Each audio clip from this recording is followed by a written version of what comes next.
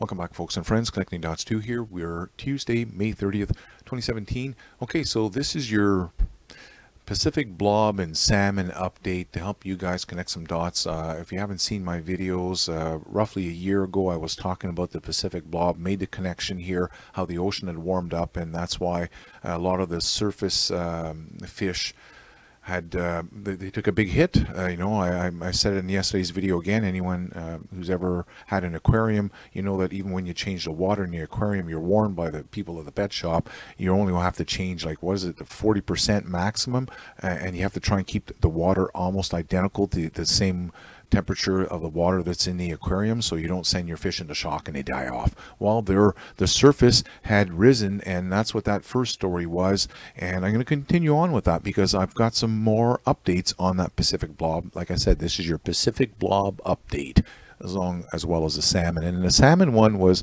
I made that connection about a month ago, specifically the rainfall and how the salmon take a hit 2 years later. So I haven't had the pages the last couple of videos I've had that I've mentioned it, so I've pulled it up. So let's back up in time. Let's go back to the blob. If you haven't heard of the blob here in the Northeast Pacific, they say here we address the occurrence of the warm anomaly known as the blob that developed from late 2013 to 2015 in the Northeast Pacific, and a little later on, again, an extremely warm sea surface temperature, SST is what they call it, event that developed in the Northeast Pacific in the late 2013. The warm SST anomaly, which became popularly known as the blob, reached temperatures more than 2.5% Celsius, 2.5 Celsius higher than climatological mean SST in a few extra tropical regions of the North Pacific. Okay, so what we're going to go down here is take a look at this.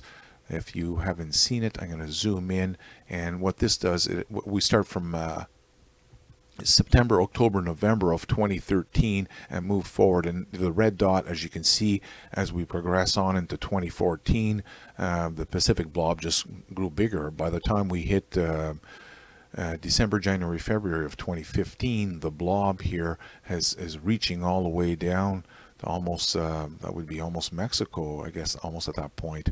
Anyways, long story short, as you can see, by the time we got to late 2015 and 2016, a full-on blob. Okay, so we had the ocean warming up, and I made that connection a little while back, how the first time on the video last year on the blob, I was speaking about how the surface ocean had affected the smaller prey fish like the herring and sardines and whatnot. And more specifically, I spoke about, because I happen to live right here on Vancouver Island, British Columbia, Canada, there was a story that came out here, how a specific type of seagoing fish, which I can't remember the name right now for the life of me, but the story was basically is that they starved to death because they have their feeding grounds happens to be out in the middle of the Pacific Ocean, but because their prey had been hit that year, there was a whole lot of those birds who well, they drowned. It ran out of energy trying to get back to Vancouver Island, I believe. It may even been Queen Charlotte's. Anyways, long story short, that was the warm blob. And now more recently, in my more recent videos, I've been talking about this historical data that all came about to Cunnison's field work. Okay, so I'm going to read the story here, but essentially this guy, he superimposed several notable events that occurred on the fishery during and after 1949. He talks about the disappearance of the Luapula salmon being one. He says each year catches, whether high or low, are precipitated and largely determined by corresponding high or low rainfall 2 years earlier. You're probably already connecting the dots now as I speak this, right? If it's the first time you hear this. For example, he says, 2 years prior to 1949, Cunnison's first year of fieldwork, rain fell by volume significantly less than average. Numerically, the average rainfall each year in northern Zambia from 1925 to 2004 has been 99.5 millimeters. In 1947, the year that would predict the numbers of the most commercially valuable fish stocks in 1949. Now it's only, it's odd that they're talking about that because 47 had the drought. 2 years later is when the fish population dropped, and that's when it became the most commercially valuable. And oddly enough, we have a story coming out today, May 30th, 2017, as Copper River king salmon set record prices, how some people get around them. That's right. The first wild caught copper king salmon of 2017 set a record price of $50 a pound. The exact same thing that took place in 1949, because the population was down. The fish are more valuable, right? We live in a world of supply and demand. So essentially what we found out here is in 47, 20% less rainfall than normal. Only 79.3, and to make matters worse, for fish catches during this period, 5 of the 7 years preceding the onset of the 1950s indicate below average rainfall. So exactly this same type of scenario that the salmon here have just undergone since 2014 with this Pacific blob, you know, from late 2013 to 2015. Let's get right into it right now. In fact, I've got the interactive map. This is the same article I shared a little while back, because what I was making 2 points here is, number one, you know, the fish are already having a hard time after these numerous years of droughts on the west coast, and then in 2017 the rain starts pouring on. In fact, I live here, as I said, right on the west coast.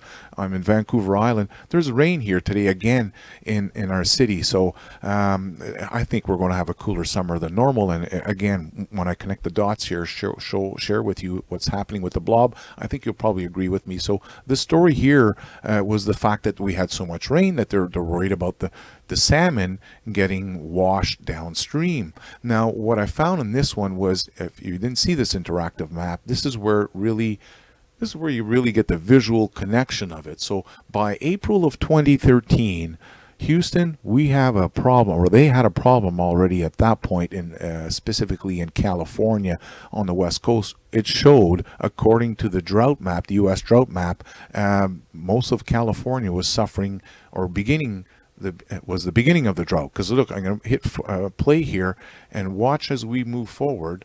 Oh boy, here we go. As we move forward, August, September, October. Watch as it starts getting bigger. By 2014, look, here we go. A darker color means more drought. So by June 2014, August, it was terrible. September, October of 2014.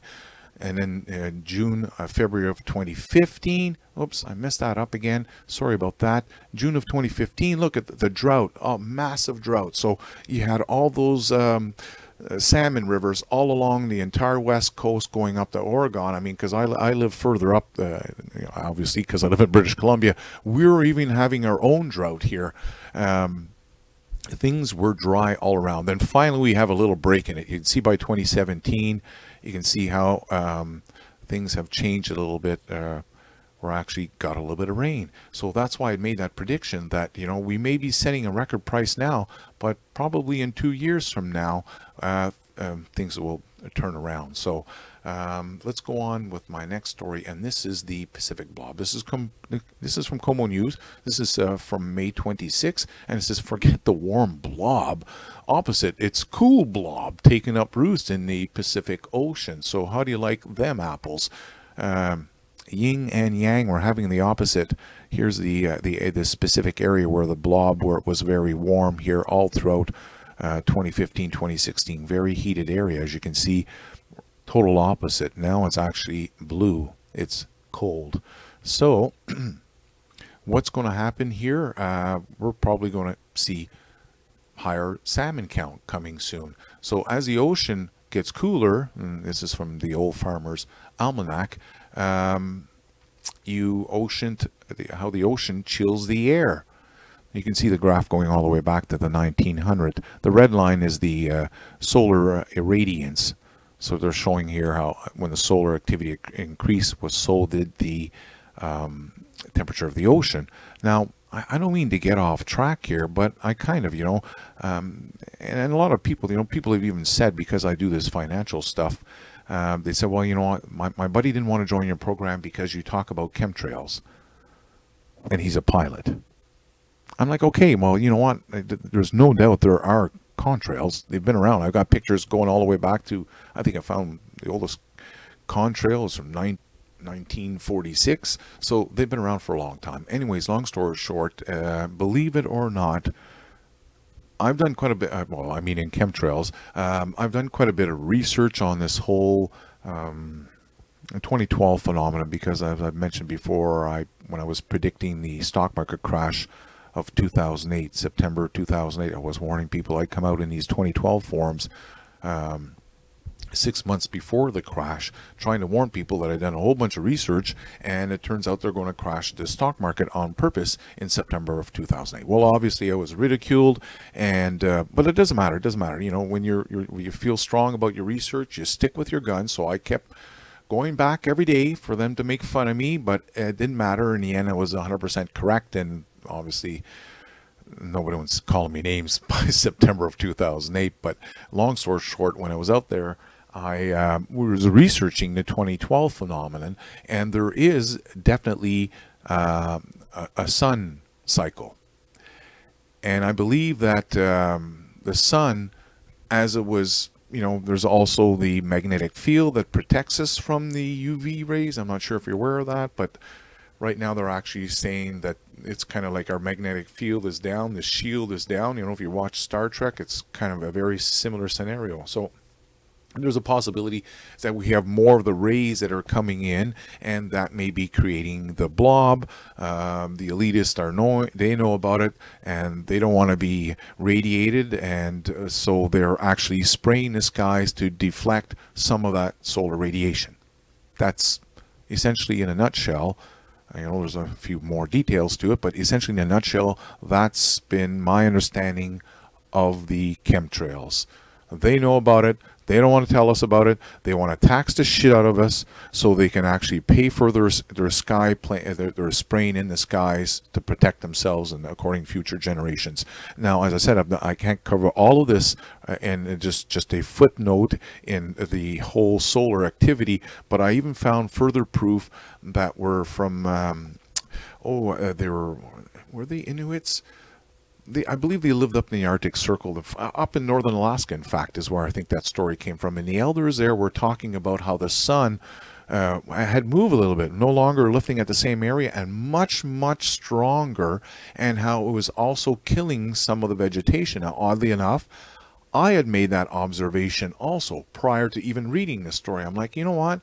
I have a little bit of a green thumb, so I was making, you know, as I can't get into the long story of it, but I do a lot of field work. You know, I pick mushrooms, I pick blueberries, blackberries, salmon berries. I'm out there in the field, and I noticed myself that there were plants that were, you know, also from growing marijuana for years. I know a shitload about plants, okay? And I know when your sun's too bright, too close, your lamps are too close to your plants, what affects it. And I was seeing a very similar type of burning situation with plants in the outdoor environment. And I'd never seen that before. I've been an outdoor guy for years, outdoor fisherman. I spent all of my summers up at the cottage until the age of 11. Then we ended up buying a farm. Now I'm out in the field every year for the next, 8-10 years I spent on the farm. I've got a lot of contact with Mother Earth, I guess you want to call it, and I noticed myself that there had seemed to be too much sun activity that was causing certain plants to burn. Am I right? I don't know, but the one thing we do know is that there is definitely some spraying going on that's not normal contrails. Okay, and I remember the first time someone introduced me to this concept. This guy was probably about my age I am right now. He's probably about his early 50s, maybe 50 years old. And I would have been about 40 years old. I was actually working on his property on Salt Spring Island. He'd been living there for the last 30, 40 years of his life. And he says, you know, as I was coming into his home that day, he takes me to show me his wine setup. He was making wine out of these blackberries in it that were growing wild in his backyard. And he says, you know, you see that thing up in the sky? I'm like, yeah, it looks like a white cloud, of a strip of a cloud. He says, it's actually called a chemtrail. These guys spray this stuff back and forth, and that was the first time I had ever heard the term chemtrail. And I remember leaving that day thinking, well, you know, he paid me at least. He may be crazy, but at least he paid me. And well, and now here I am years later, talking about chemtrails on YouTube. So imagine that. That's how this world functions. They call you crazy at first, and then what? So that was the same thing with the 2008 stock market crash. I mean, they were calling me crazy. You're a nut. You're a fool. Well, believe me or not, my research says the Illuminati are going to crash it in September of 2008. You got 6 months to close your long positions. I mean, my parents, even my doctor, they call me nuts. I mean, anyways, my mother said, put it kindly, she says, "You're just spending too much time online." Okay. Anyways, long story short, we have a problem here, and with the ocean warming up or cooling down, according to the the Blob, forget the Blob, it's now what it's Cool Blob. I don't know if they're going to change his name. We're actually getting predictions coming out here out of Canada. They're predicting a drought for Alberta this summer, and this is all due in part to this solar activity here. He goes on to say right here,